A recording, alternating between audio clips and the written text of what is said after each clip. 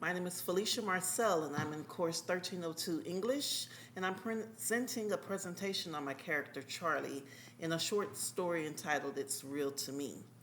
This story hits home because I knew a phenomenal man that suffered from schizophrenia, and that was my dad. Many times I questioned him as to how he knew he had this because he worked an 8 to 5, retired, and he retired from 40 years on the job. I had to ask him what it was like because he said televisions and pictures were talking to him, along with him not wanting to leave the house. And that's when my mom said, yeah, his medications needed adjusting.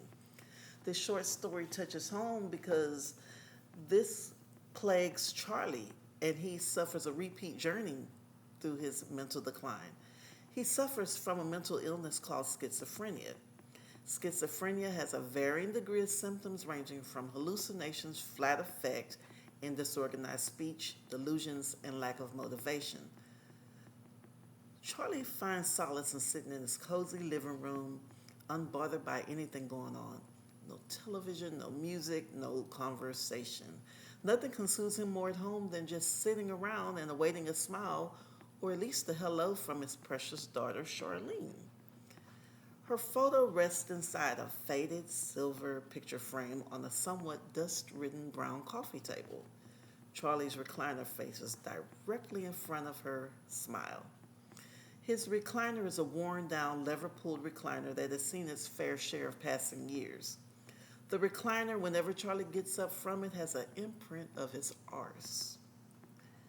Once Charlene does speak to him or provide him a warm gesture, well, that is the only time you'll notice Charlie's desolate demeanor take an uplifted tone.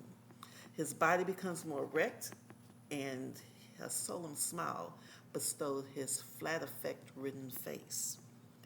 Charlie's wife faces a few challenges when his mental illness declines. For the most part, she initially misses the beginning phases of the episodes. As he starts to miss work, that is when she draws the line on his progressing mental mania. She often has to instruct him on eating and cleaning himself, which he does not have the desire to do at this point. At times, she forces him to do small tasks with her. Going to the store proves to be one of the biggest challenges for him and her breaking point. Charlie gets upset at customers and gets fixated on some of the photos on the canned goods. One in particular gave him a sense of comfort and companionship. Eventually, his wife gets fed up with him and takes him to a psychiatrist. Charlie expresses his biggest concern, and his biggest fear is being institutionalized. So he accepts the help.